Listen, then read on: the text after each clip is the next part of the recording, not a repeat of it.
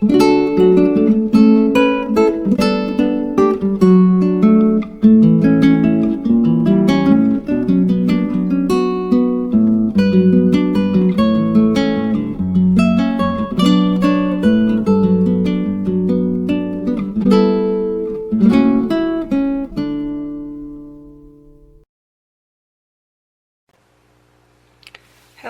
everyone, this is Rebecca from Papeterie de Choix, and I'm here to do a project for Monograph Monday.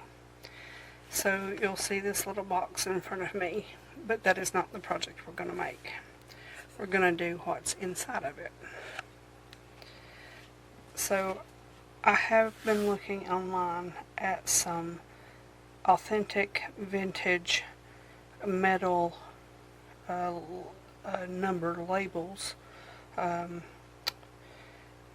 the ends of drawers and boxes and things like that, and I found some pictures, and so I decided to emulate them slightly with just plain cardstock. So what I have here, this is one sheet of 8.5 by 11 paper that I have printed on using my printer after I made a sheet of 1 inch labels. Actually, they're slightly less than 1 inch.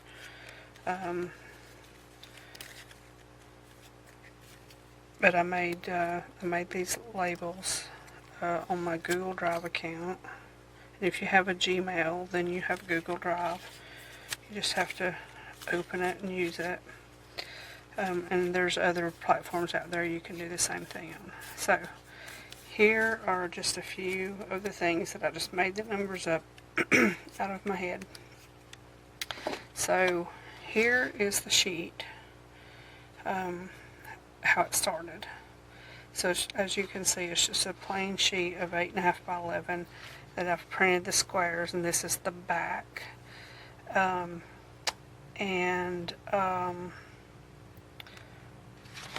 Forgot what I was going to say.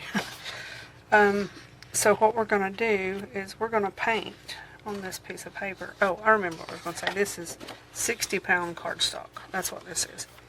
So if you want to make some of these or make something similar, then I will show you how I did it. Now, I did not print another one of these out, but let me show you what else that I made. As I said, the ones I just showed you, I printed on my printer after that I painted the paper. But this is 2 sheets of 8.5 by 11 cardstock, same weight. And these are just various size labels that I printed on the back, painted on the front, and these I'm going to stamp on instead of run through the printer. So I just made these labels, and what I have used to give me this metal look is a metallic acrylic paint. So what I'm going to do is pause the camera for just a moment while I get my materials together, and we'll get started.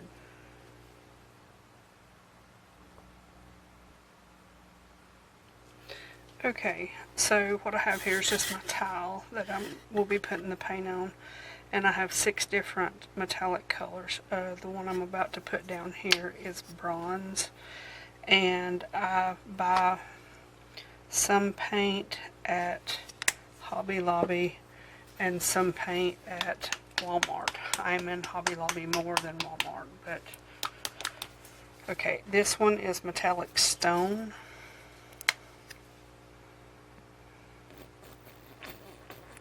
And that's the paint making that noise, just in case anybody's curious. This one is antique gold.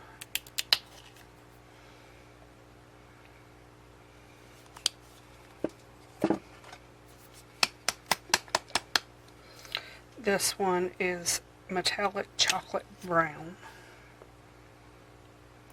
and it's the one I use the most of.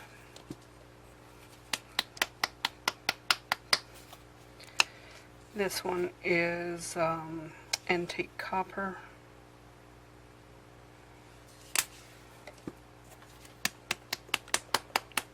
And then this one is sterling silver. Okay, now they're going to be a little bit shiny and they might reflect a little bit, but hopefully they won't too much. So I'm going to move this to the side slightly, or you know what, let's do this slightly differently. Okay, now this is the part, the back side I'm going to cut out. So what I'm going to do is flip it over, and I'm going to put paint down in a thin layer, but enough to cover the paper, but not, I'm not going to build it up. Leave me just a slight border because I have a 1/2 inch border all the way around. So the first thing I'm going to do is I'm going to put down some of this sterling silver and just... Now, when I did this on the other ones, I did a smaller brush, and I decided I would use a bigger brush on this just to see how it would work, but it's not as smooth as I would like, so I might end up changing to a smaller brush. One that's smoother anyway. But I'll go with this for a minute and we'll see what happens. So basically what I did with the other one is I just put the paint in long strokes and smoothed it out. My other one did not have lines in it though, but we'll work with it. Because I'm overlapping the colors anyway, it doesn't matter to me if I use the same brush for the different paints. That doesn't matter to me one bit at all. But basically what I'm doing is just doing like a metallic medley of colors, and I just I keep doing this until I'm satisfied with what I'm seeing. And let's go this way a little bit.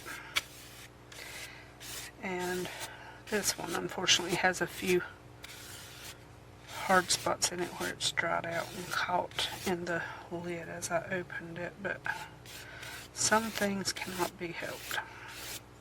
So, and I sure hope that I'm in the frame. Let me move this a little bit more because you really don't need to see the paint as much as you need to see the painting. So hopefully that's a little better. Okay, do just a little bit more there. Okay, now let's go for this bronze. I think this one is. Yes, bronze is the first one I put down.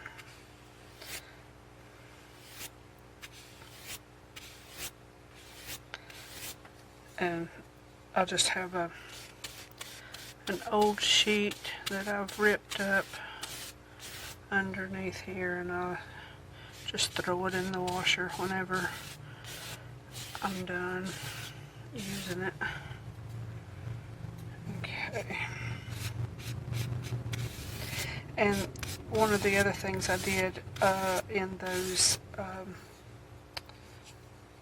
little labels that I showed you that I have not done any printing on yet, I did 2 sheets. I did one with the this lineage or grain long ways, and then I did one across the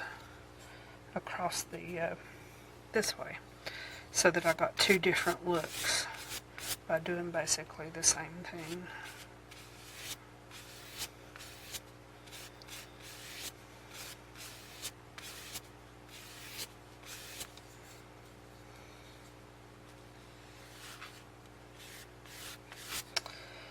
Yeah, when I'm concentrating, I don't talk that much. It's not that I'm being unfriendly. Not sure exactly. what it is, but at any rate, yeah, I'm trying to find shortcuts, I guess is a good word,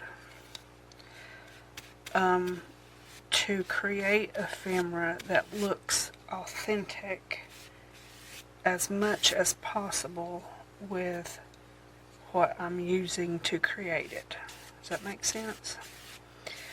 And so sometimes experiments work and sometimes they don't.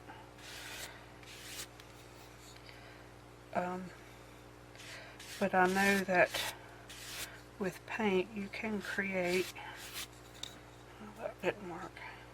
With paint you can create,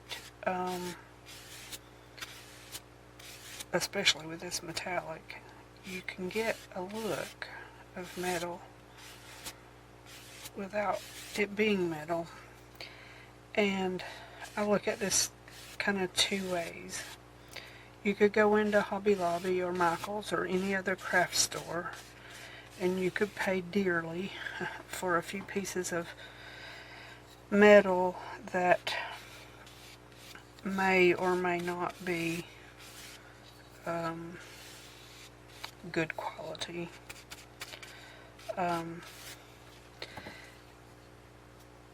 And you could, use that in your creative projects and that sort of thing. But when you're doing that, you're also using someone else's work. You're using someone else's ideas. You're using what someone else put together to make that, that button or that design or that drawing or whatever that it might be. And I just like to kind of find things that I can at least try to see if I can emulate the real thing. And if I can emulate the real thing, then it doesn't matter what someone else has done as a copy. I don't know if that made any sense or not, but it's just kind of how I function. Okay, so where I'm getting to now is I'm just putting a tiny bit of paint on my brush because I just want to skim the top slightly. I want to create, hopefully you can see this and hopefully it's not glaring, I want to create that layered look that you can see the bottom layer of paint through what you've just put on. So that's what I'm doing. Some of these colors I like better than others, so I try to put the ones I don't like as much on first and near the bottom, and then find a creative way to cover them up with the colors I do like. And I know that I could make this like all one color, but that would be boring. That's just me.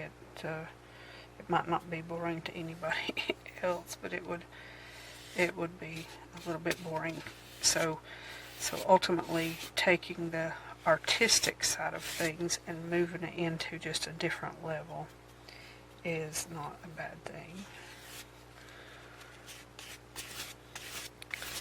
So you can see kind of what I mean right here, where the brown is overlapping this copper slightly, so it has a mottled look. And even on some metal objects, there'll be texture by the paint building up or that sort of thing. And so that's sort of what I'm going for in this, is just that build-up of texture so that you can see the layers through it. And then when you cut it up into smaller pieces, you're not going to see these individual lines and things like that. I'm going to put just a little bit more right here. But I think I'm going to call that done. Okay, so, I'm right in front of my, a window, almost a west-facing window, and I get a lot of, or did get a lot of sun in.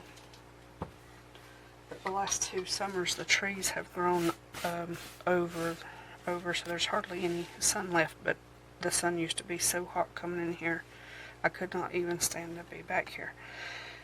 Okay, so the thing that I'm going to do now is pause the camera again because this has to dry, and it has to dry completely before I can run it through my printer. So that could be an hour or even more, give or take. I do have a fan going here in my craft room. So here's the piece after I've run it through my printer, and what I'm going to do is just chop off the edges, or the corners rather, just to make it a little bit easier to get through my trimmer.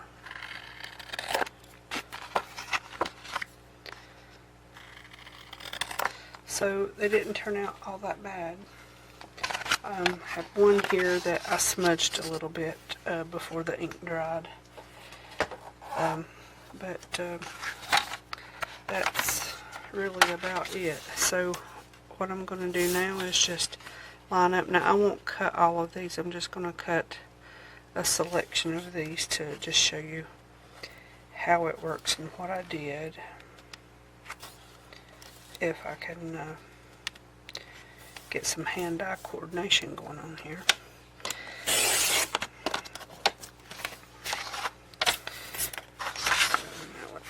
Side.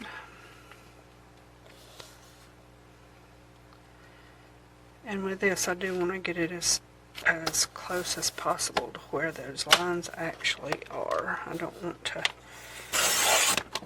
miss it in the end. Okay, that is looking good so far. Now, the one thing that did happen, I work from 2 computers. One's a Chromebook and one is a Windows. And I printed the original ones that I showed you from my Windows computer, and I printed this one from the Chromebook computer. I have them both hooked up to my printer wirelessly. And I'm not sure what it is about the Chromebook, but everything that I print is offset slightly, even though it comes from the same file. I don't quite understand it at all, but it is what it is. So what it did was print like one line over.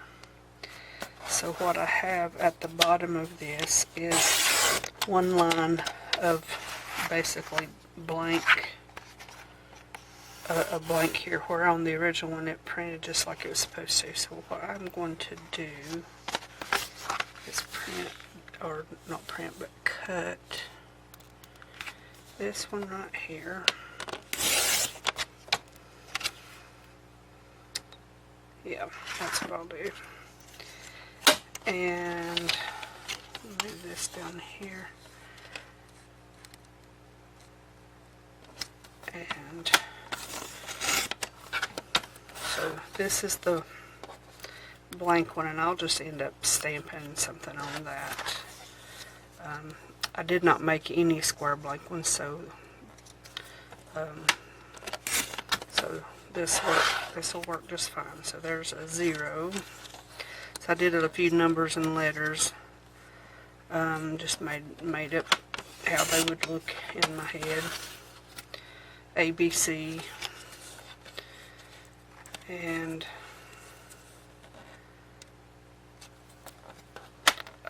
other things that would look sort of like locker numbers, or just, or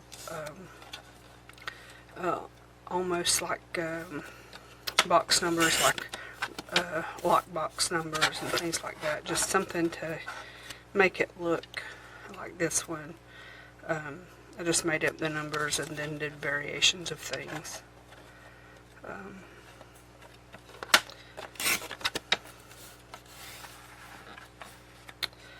And just one letter and some numbers.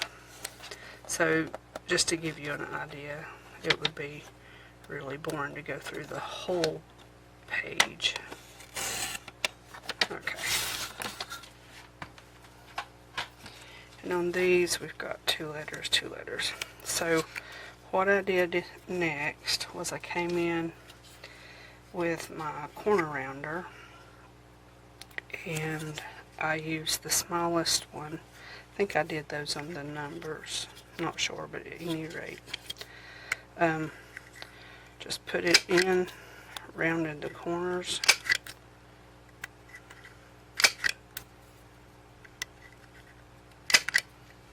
And I did all of those. I did several different ones.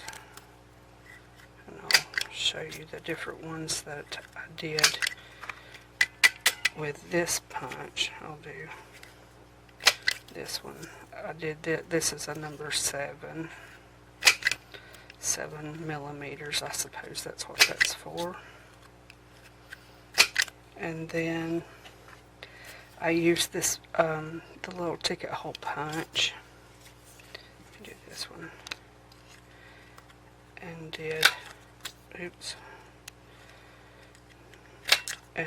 did the looks like a little plaque or almost like a square ticket as far as the shape goes anyway.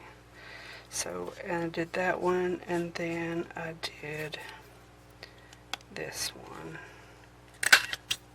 and it is a little more decorative, so I'll do this one the same way.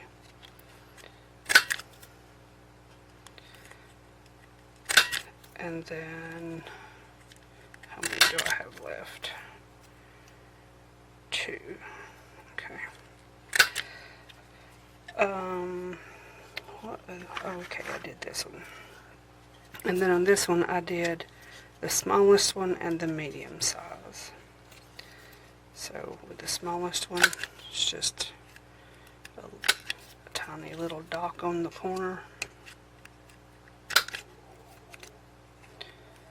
The neighbor's dog is barking and howling. There must be a siren somewhere.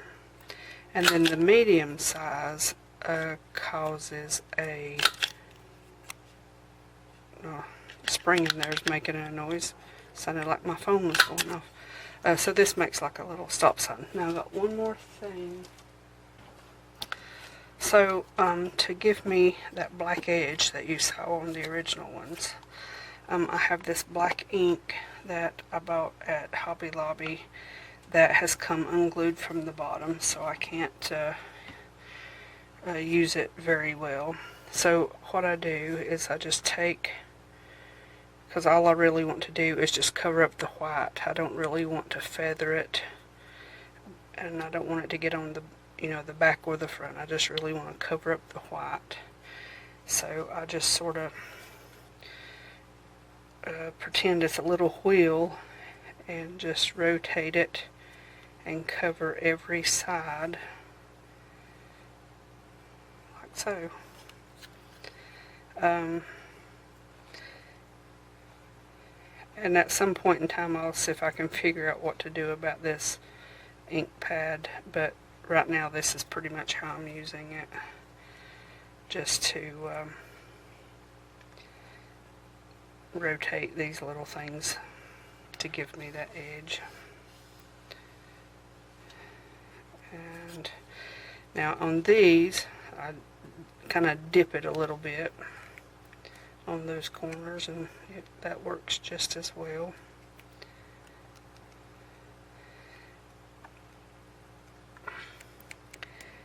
It's been a long weekend. We've been to our son's house, who's 5 hours away, and we left on Friday and got back this afternoon, and I am jet lagged, so I'm tired, so my mouth's not moving very much. much. But I had all this ready for when I came back, so I wanted to get it done because I like to follow through with what I say that I'm going to do. So I think this is no, I have the blank one. Let me put a little ring around it as well. Okay. Yeah, that's it. Okay, let me move this out of the way. So as you can see, that metallic paint gives a very realistic emulation of real metal labels. I don't know what else to call them. I'm sure there's an actual name. That one's still, where I cut it, it's trying to stand up a little, but I'll fix it. But at any rate, if you have metallic paint or want to pick up a couple of bottles and do the same thing, just put on your paint very thinly so that basically by the time you rub it back and forth a couple of times, it's dry or almost dry. And then just let it dry completely all the way through. And if you have a printer that will cooperate with you, then you can run it through your printer on a pre-made file that you set up. I have mine set up in Google Drive. That's where I do all my templates for my printables. I make tickets and all sorts of things. Or you could just make a blank page and stamp them with your regular stamps with numbers, letters, etc. So I hope you've enjoyed this little project and give you something that maybe is a little different and somewhat unique. So thank you very much for watching, and I will see you in another video very soon.